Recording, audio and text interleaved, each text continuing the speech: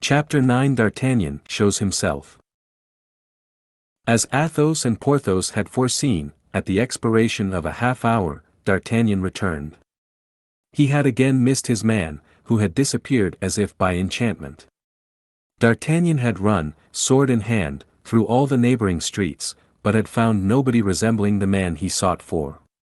Then he came back to the point where, perhaps, he ought to have begun, and that was to knock at the door against which the stranger had leaned, but this proved useless, for though he knocked 10 or 12 times in succession, no one answered, and some of the neighbors, who put their noses out of their windows or were brought to their doors by the noise, had assured him that that house, all the openings of which were tightly closed, had not been inhabited for 6 months.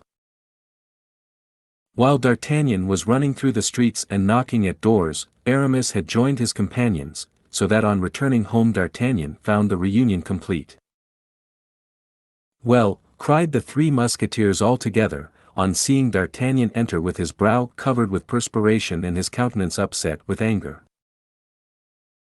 "Well," cried he, throwing his sword upon the bed, "this man must be the devil in person. He has disappeared like a phantom, like a shade, like a spectre." "Do you believe in apparitions?" asked Athos of Porthos.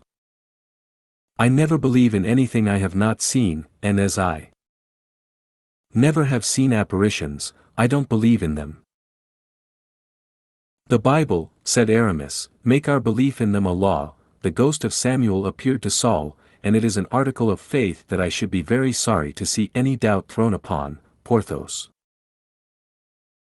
"At all events, man or devil, body or shadow, illusion or reality, this man is born for my damnation, for his flight has caused us to miss a glorious affair, gentlemen, an affair by which there were 100 pistoles, and perhaps more, to be gained." "How is that?" cried Porthos and Aramis in a breath. As to Athos, faithful to his system of reticence, he contented himself with interrogating D'Artagnan by a look. "Planchet," said D'Artagnan to his domestic, who just then insinuated his head through the half-open door in order to catch some fragments of the conversation, "go down to my landlord, Monsieur Bonacieux, and ask him to send me half a dozen bottles of Beaugency wine. I prefer that." Ah! You have credit with your landlord, then?" asked Porthos. "Yes," replied D'Artagnan, "from this very day, and mind, if the wine is bad, we will send him to find better." "We must use, and not abuse," said Aramis, sententiously. "I always said that D'Artagnan had the longest head of the 4, said Athos, who, having uttered his opinion, to which D'Artagnan replied with a bow, immediately resumed his accustomed silence. "But come, what is this about?" asked Porthos. "Yes," said Aramis, "impart it to us, my dear friend, unless the honor of any lady be hazarded by this confidence. In that case you would do better to keep it to yourself." "Be satisfied," replied D'Artagnan, "the honor of no one will have cause to complain of what I have to tell." He then related to his friends, word for word, all that had passed between him and his host, and how the man who had abducted the wife of his worthy landlord was the same with whom he had had the difference at the hostelry of the Jolly Miller. "Your affair is not bad," said Athos, after having tasted like a connoisseur and indicated by a nod of his head that he thought the wine good, "and one may draw 50 or 60 pistoles from this good man. Then there only remains to ascertain whether these 50 or 60 pistoles are worth the risk of 4 heads. "But observe," cried D'Artagnan, "that there is a woman in the affair, a woman carried off, a woman who is doubtless threatened, tortured perhaps, and all because she is faithful to her mistress." "Beware, D'Artagnan, beware," said Aramis. "You grow a little too warm, in my opinion, about the fate of Madame Bonacieux. Woman was created for our destruction, and it is from her we inherit all our miseries." At this speech of Aramis, the brow of Athos became clouded and he bit his lips. "It is not Madame Bonacieux about whom I am anxious," cried D'Artagnan, "but the queen, whom the king abandons, whom the cardinal persecutes, and who sees the heads of all her friends fall, one after the other." Why does she love what we hate most in the world, the Spaniards and the English? Spain is her country, replied D'Artagnan, and it is very natural that she should love the Spanish, who are the children of the same soil as herself. As to the second reproach, I have heard it said that she does not love the English, but an Englishman. Well, and by my faith, said Athos, it must be acknowledged that this Englishman is worthy of being loved. I never saw a man with a nobler air than his. Without reckoning that he dresses as nobody else can, said Porthos. I was at the Louvre on the day when he scattered his pearls, and, pardieu, I picked up 2 that I sold for 10 pistoles each. Do you know him, Aramis? As well as you do, gentlemen, for I was among those who seized him in the garden at Amiens, into which Monsieur Putange, the Queen's equerry, introduced me. I was at school at the time, and the adventure appeared to me to be cruel for the king. Which would not prevent me, said D'Artagnan, if I knew where the Duke of Buckingham was, from taking him by the hand and conducting him to the Queen, were it only to enrage the cardinal, and if we could find means to play him a sharp turn, I vow that I would voluntarily risk my head in doing it. And did the mercer asterisk, rejoined Athos, tell you, D'Artagnan, that the Queen thought that Buckingham had been brought over by a forged letter? Asterisk haberdasher. She is afraid so. Wait a minute, then, said Aramis. What for? Demanded Porthos. Go on, while I endeavor to recall circumstances. And now I am convinced, said D'Artagnan, that this abduction of the Queen's woman is connected with the events of which we are speaking, and perhaps with the presence of Buckingham in Paris. The Gascon is full of ideas, said Porthos, with admiration.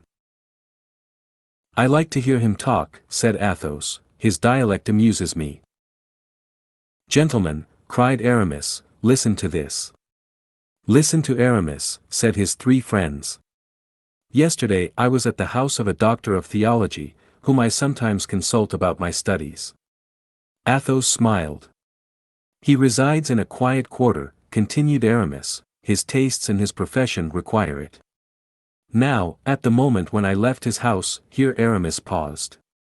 Well, cried his auditors, at the moment you left his house. Aramis appeared to make a strong inward effort, like a man who, in the full relation of a falsehood, finds himself stopped by some unforeseen obstacle, but the eyes of his 3 companions were fixed upon him, their ears were wide open, and there were no means of retreat. This doctor has a niece, continued Aramis. Ah, he has a niece, interrupted Porthos. A very respectable lady, said Aramis. The 3 friends burst into laughter. Ah, if you laugh, if you doubt me, replied Aramis, you shall know nothing. We believe like Mohammedans, and are as mute as tombstones, said Athos. I will continue, then, resumed Aramis. This niece comes sometimes to see her uncle, and by chance was there yesterday at the same time that I was, and it was my duty to offer to conduct her to her carriage. Ah! She has a carriage, then, this niece of the doctor. Interrupted Porthos, one of whose faults was a great looseness of tongue. A nice acquaintance, my friend. Porthos, replied Aramis, I have had the occasion to observe to you more than once that you are very indiscreet, and that is injurious to you among the women. Gentlemen, gentlemen, cried D'Artagnan, who began to get a glimpse of the result of the adventure, the thing is serious. Let us try not to jest, if we can. Go on Aramis, go on. All at once, a tall, dark gentleman just like yours, D'Artagnan. The same, perhaps, said he. Possibly, continued Aramis, came toward me, accompanied by 5 or 6 men who followed about 10 paces behind him, and in the politest tone, Monsieur Duke, said he to me, and you madam, continued he, addressing the lady on my arm. The doctor's niece? Hold your tongue, Porthos, said Athos, you are insupportable. Will you enter this carriage, and that without offering the least resistance, without making the least noise? He took you for Buckingham, cried D'Artagnan. I believe so, replied Aramis. But the lady? Asked Porthos. He took her for the queen, said D'Artagnan. Just so, replied Aramis. The Gascon is the devil, cried Athos, nothing escapes him. The fact is, said Porthos, Aramis is of the same height, and something of the shape of the duke, but it nevertheless appears to me that the dress of a musketeer. I wore an enormous cloak, said Aramis. In the month of July. The devil, said Porthos. Is the doctor afraid that you may be recognized? I can comprehend that the spy may have been deceived by the person, but the face. I had a large hat, said Aramis. Oh, good Lord, cried Porthos, what precautions for the study of theology. Gentlemen, said D'Artagnan, do not let us lose our time in jesting. Let us separate, and let us seek the mercer's wife. That is the key of the intrigue. A woman of such inferior condition. Can you believe so? Said Porthos, protruding his lips with contempt. She is goddaughter to Laporte, the confidential valet of the Queen. Have I not told you so, gentlemen? Besides, it has perhaps been Her Majesty's calculation to seek on this occasion for support so lowly. High heads expose themselves from afar, and the cardinal is long-sighted. Well, said Porthos, in the first place make a bargain with the mercer, and a good bargain. That's useless, said D'Artagnan, for I believe if he does not pay us, we shall be well enough paid by another party. At this moment a sudden noise of footsteps was heard upon the stairs, the door was thrown violently open, and the unfortunate mercer rushed into the chamber in which the council was held. Save me, gentlemen, for the love of heaven, save me! Cried he. There are 4 men come to arrest me. Save me! Save me! Porthos and Aramis arose. A moment, cried D'Artagnan, making them a sign to replace in the scabbard their half-drawn swords. It is not courage that is needed, it is prudence. And yet, cried Porthos, we will not leave. You will leave D'Artagnan to act as he thinks proper, said Athos. He has, I repeat, the longest head of the 4, and for my part one declare that I will obey him. Do as you think best, D'Artagnan. At this moment the 4 guards appeared at the door of the antechamber, but seeing 4 musketeers standing, and their swords by their sides, they hesitated about going farther. Come in, gentlemen, come in, called D'Artagnan, you are here in my apartment, and we are all faithful servants of the king and cardinal. Then, gentlemen, you will not oppose our executing the orders we have received, asked one who appeared to be the leader of the party. On the contrary, gentlemen, we would assist you if it were necessary. What does he say? Grumbled Porthos. You are a simpleton, said Athos. Silence. But you promised me, whispered the poor mercer. We can only save you by being free ourselves, replied D'Artagnan, in a rapid, low tone, and if we appear inclined to defend you, they will arrest us with you. It seems, nevertheless.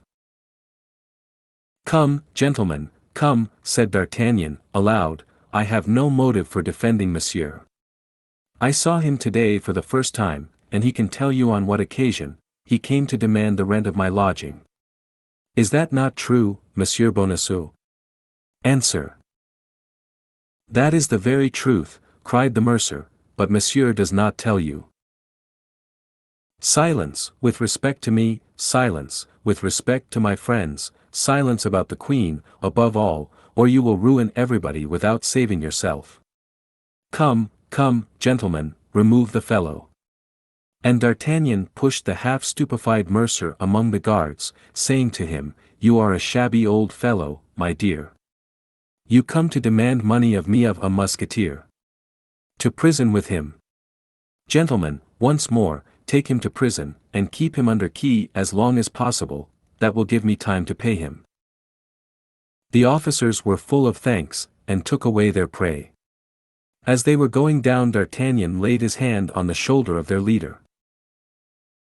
"May I not drink to your health, and you to mine?" said D'Artagnan, filling 2 glasses with the Bugency wine, which he had obtained from the liberality of M.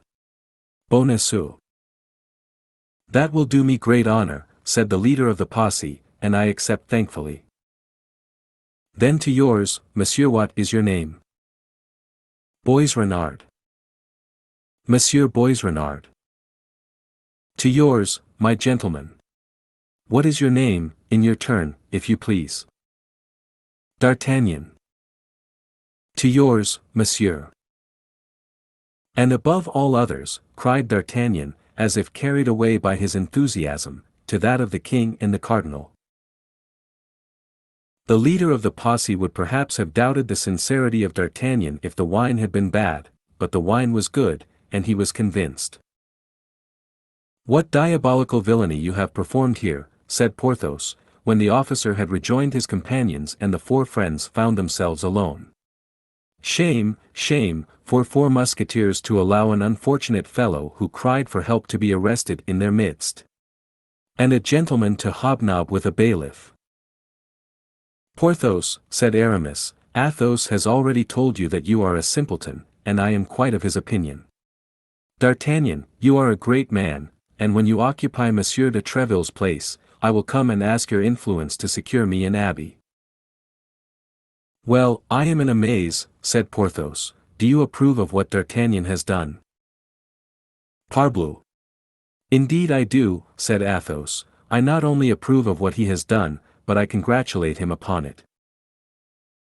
"And now, gentlemen," said D'Artagnan, without stopping to explain his conduct to Porthos, "all for one, one for all, that is our motto, is it not?" "And yet," said Porthos. "Hold out your hand and swear," cried Athos and Aramis at once. Overcome by example, grumbling to himself, nevertheless, Porthos stretched out his hand, and the 4 friends repeated with one voice the formula dictated by D'Artagnan. "All for one, one for all." "That's well. Now let us everyone retire to his own home," said D'Artagnan, as if he had done nothing but command all his life, and attention. "For from this moment we are at feud with the cardinal." Thank you for watching. We are dedicated to curating literature into some of the best read-along audiobooks anywhere. Please support the channel by clicking like and subscribe. As our supporters grow, we will be able to improve the quality of our publications, add better voices, and make more great books available to our viewers. If you have any requests, feel free to message us anytime. ultimateaudiobooks.com